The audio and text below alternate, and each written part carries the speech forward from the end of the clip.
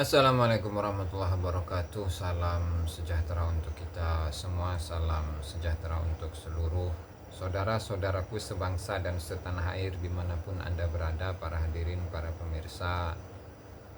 Kembali lagi bersama dengan saya Abdul Aziz Jazuli di channel ini, dan pada kesempatan yang berbahagia ini saya untuk kedua kalinya akan mengulas satu tulisan yang ditulis oleh Kang Muhammad bin Qasim, ya, dan tulisan ini adalah mengenai Ahmad bin Isa. Apakah Ahmad bin Isa itu benar-benar pernah hijrah ke Yaman atau memang mustahil begitu?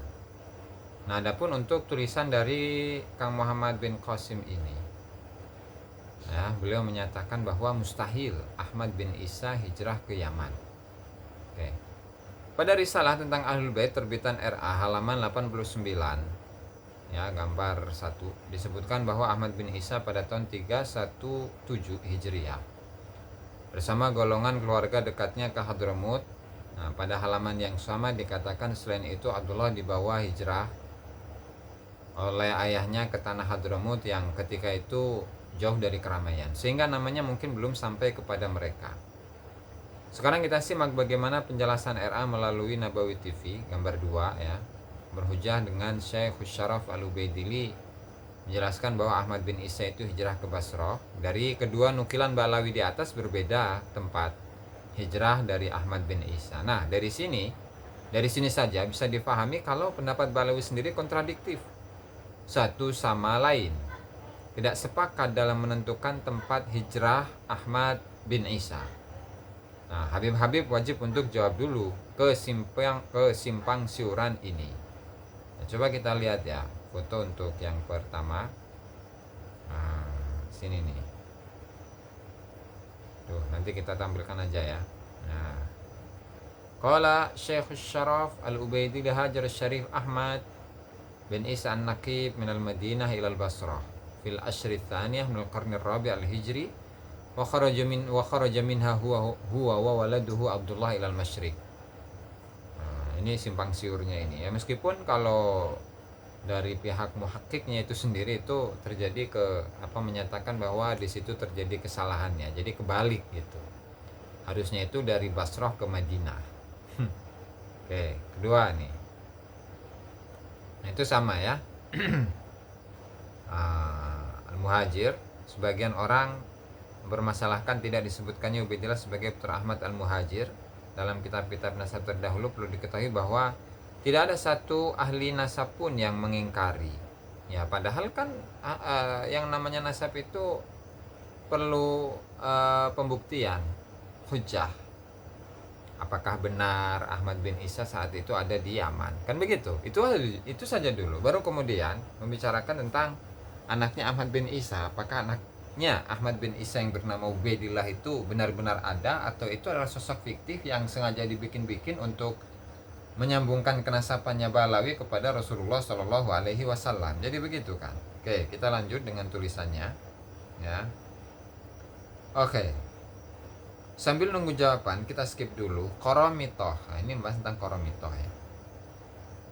Mari kita buka kitab Al-Bidayah wan Nihayah tulisan Ibnu Katsir juz 11 halaman 159 dan 189. Gambar 3 nanti akan kita tampilkan ya. Qoromitoh sudah melakukan berbagai kejahatan sebelum hijrahnya Ahmad bin Isa. Puncaknya terjadi pada tahun 317 Hijriah. Gambar 3. Qoromitoh melakukan pengerusakan yang sangat besar untuk umat Islam. Mereka membunuh jamaah haji, membuang jenazahnya ke sumur Zamzam, membongkar Hajar Aswad, merusak pintu Ka'bah, menutup akses masuk ke Mekah, termasuk akses dari Yaman dan lain sebagainya dari kerusakan Qoromitoh. Tragedi ini membuat trauma perjalanan haji yang sangat dalam dan panjang bagi kaum muslimin hingga ibadah haji ditunda hingga 10 tahun. Nah, gambar 3. Setelah tahun 327 Hijriah, bagi yang ingin menunaikan haji maka akan dikenakan fee dari Qoromitoh, semacam uang jaminan keselamatan perjalanan haji. Ayo mikir. Nah, apa iya Ahmad bin Isa bisa melakukan hijrah ke Hadramut dengan kondisi seperti disebutkan di atas? Nah, Habib-habib wajib untuk jawab dulu kesimpang siuran ini. Oke, kita lihat gambar yang ketiga itu ini. Nah, ini dari kitab Al-Bidayah wan Nihayah. Waduh, tulisannya kurang besar ya. Oke, itu tahun Tsumma dakhalat sanah 27 wa 300 ya. Yaitu kejadian pada tahun 327, dan mungkin nanti akan kita uraikan secara detail ya, bagaimana kondisi yang terjadi saat itu dan bagaimana bisa seorang Ahmad bin Isa al-Imamul Muhajir ilallah itu bisa melewati kota Mekah yang saat itu dikuasai oleh Qaromitoh. Nah, kemudian ya, dengan membawa harta benda yang begitu banyak dan tidak diganggu oleh Qaromitoh, itu tentu adalah sebuah hal yang mustahil, hal yang mustahil.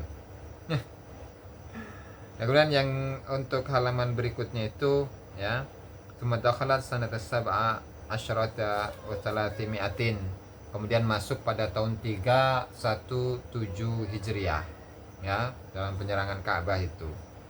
Itu nanti kita akan ulas ya. Artinya untuk tahun-tahun begitu, tahun-tahun segitu, untuk tahun-tahun segitu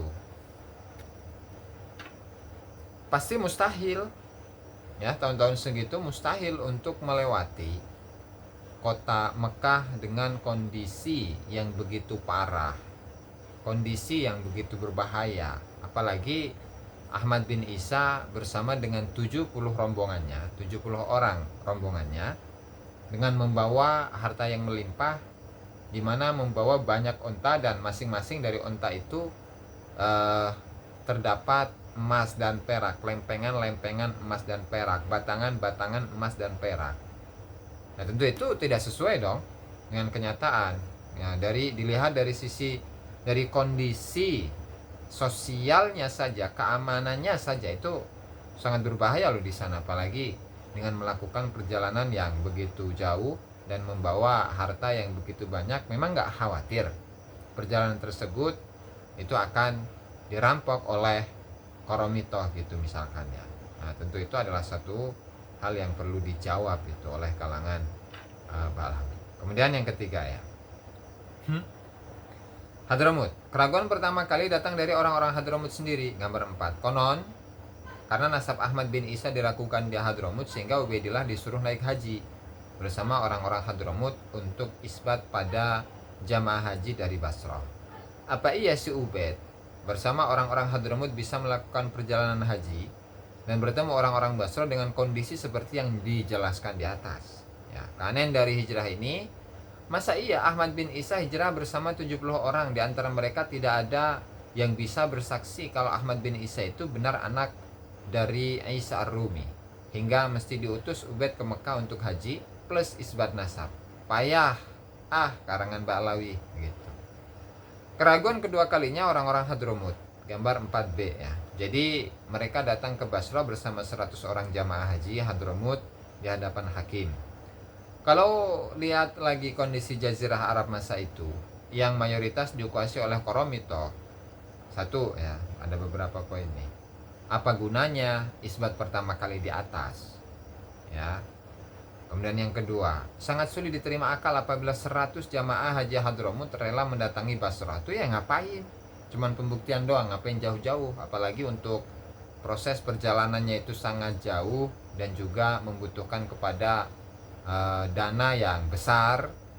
Apalagi orang yang dibawa itu sampai 100 loh. Bayangin, menjamin 100 orang perjalanan haji. Duit dari mana itu? Nah, sementara rutenya itu Hadramut, Mekah, Madinah, Syam, Basrah. Syam, Madinah, Mekah, Hadramut. Hanya untuk menyaksikan isbat hakim Basrah, karena jarak tempuh yang sangat jauh. Belum lagi kondisi dalam perjalanan tidak kondusif dengan berkuasanya Qaromitoh. Oke, itu ada di gambar 5. Nah, kemudian setelah tahun 327 mulai tahun dilaksanakan ibadah haji. Namun jamaah haji ditarifi untuk Qaromitoh. Nah, kemudian D, mayoritas jazirah Arab saat itu sudah ditaklukkan oleh Qaromitoh termasuk Basrah, gambar 5. Kemudian yang E, wilayah Qaromitoh, gambar 5. Syuhrah wal istifadah nggak layak untuk nasab yang cacat begini. 2 kali diragukan di masa-masa awal hidupnya Ubaid. Nah, dari sini bisa dipastikan kalau Ahmad bin Isa mustahil hijrah ke Yaman. Dan tulisannya ini oleh Kang Muhammad bin Qasim gitu ya. Ini untuk mulai dari gambar keempat ya. Ini wilayah Koromito itu ya. Nah itu yang hijau itu wilayah Koromito. Hijau tua ya, itu wilayah Koromito. Nah itu ya, itu Koromito.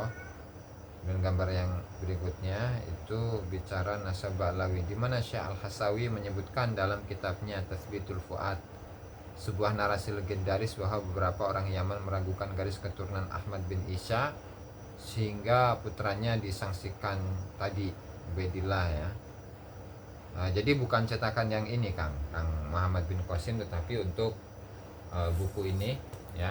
Ini yang versi lengkapnya itu, karena Tathbitul Fuad yang versi cetak yang versinya jenengan ini itu tidak ada versi tentang bagaimana kisahnya Ubaidillah atau nasabnya Ahmad bin Isa itu diragukan oleh penduduk Hadramut, dan itu bisa dibuka pada halaman sebentar. Ini jilid 3 ya, halaman 1500 sekian lah. Di sini ya. Sebentar. Nah, itu ya, halaman 1560 itu. Fahaja ibnuhu Abdullah ya bin Ahmad ma'a jama'atin katsirah min Hadramut yuqal innahum yablughun nahwa 300 wa fihim katsir min ulaikal abadiyah al-mulhidin faltaqa ma'hum fi Mina bi jama'atin min ahli al-Iraq al-Basrah wa nawahiha mimman ya'rifu Sayyid Ahmad bin Isa wa nasabahu faqala lahum Abdullah.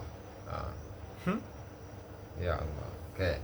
Itu ya, jadi cetakan yang ini Kang Muhammad bin Qasim ya. Nanti kita akan ulas dalam video yang khusus mungkin ya. Kemudian untuk gambar yang berikutnya, saya ada nggak ini? Udah ya. Nah, itu teman-teman ya. Oke, dan itu mungkin ya teman-teman yang dapat saya sampaikan dalam kesempatan kali ini, mudah-mudahan bermanfaat ya. Jadi dari apa yang dituliskan oleh Kang Muhammad bin Qasim itu ya memang tidak bisa untuk dibuktikan bahwasanya Ahmad bin Isa itu hijrah ke Hadramut dengan kondisi keamanan yang tidak memungkinkan untuk melewati dan kemudian untuk membawa jumlah jamaah yang begitu banyak, yang jamin siapa gitu loh ya. Apalagi di masa lalu perjalanan dari satu tempat ke tempat lain itu terhitung sulit ya, dan tentunya untuk membuktikan akan adanya hal tersebut itu sangat-sangat berat dan tidak mungkin ya, tidak mungkin. Itu saja barangkali ya yang dapat saya sampaikan dalam kesempatan kali ini. Wallahul muwaffiq ila aqwamit thoriq. Wassalamualaikum warahmatullahi wabarakatuh.